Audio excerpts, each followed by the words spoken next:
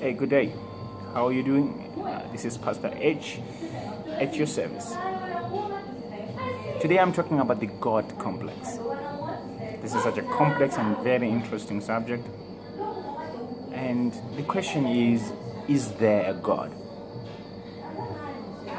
This is a fundamental question, and a lot of people in the world are asking themselves that very question right now. Some believe there is a God, some believe there is no God, and most are caught in between, or they jump to and fro between the two extremes. So today I would like for us to explore this subject and logically try to come up with a deduction if there is a God or there isn't a God. If there was a God, or if there is a God, he would be all-powerful, all-knowing, and omnipresent, and maybe invisible at times. If there was no God, well, then everything in the world would be attributed to random acts. Just things happen because they just happen. I would have mentioned evolution, but evolution does not really discount God or say there is no God. It just says some religions are not right, and that's what they say. But today that's not the topic I'm exploring. And let's go and try to explore this using a little bit of logic.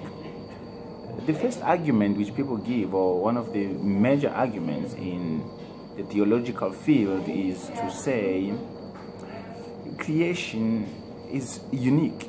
Everything is uniquely designed. It is placed in specific places in such a remarkable way that it kind of points to a master designer. And this is a powerful concept on its own, because this is true. Nature is amazing, where the sun is placed, how the moon, causes different ocean tides and everything of that sort. It's all so remarkable. Even yourself, you are uniquely and remarkably made. But it does point out to a master designer. But most people think this argument is not really as strong as it should be, or it's not really entirely convincing. Well, the second argument is, if there is a God who happens to be unseen, then there should be a realm of the unseen. And we should be able to, at times, witness or talk about or see some of the things coming forth from this realm. And this is quite an interesting and very powerful way of looking at it. Because in every culture, you will find talks about ghosts, angels, demons, whatever you want to call them. These are spiritual beings that have at times in the past interacted with different people and helped them to achieve things or sometimes destroy their lives. Now, there is also the concept of miracles and witchcraft and prophecy. These are living things which when you go and you research, you can find, for example, prophecies, and it's not normal for a mind to perceive something that has not happened before. That is not how we understand the mind. The mind records things that have been fed to it. It's basically like a computer. It will only understand what is, and using the input it has been given. So, how do we explain all this? Are they witches? Are these accurate prophecies? The work of some, I don't even know what to call it. Are the miracles which we have seen? I have personally witnessed people who had different ailments, get healed, and all these powerful doctors. Through prayer, through different rituals done from people of different religions. I have seen these things. I know of, for example, there's my brother and best friend, his name is Moses.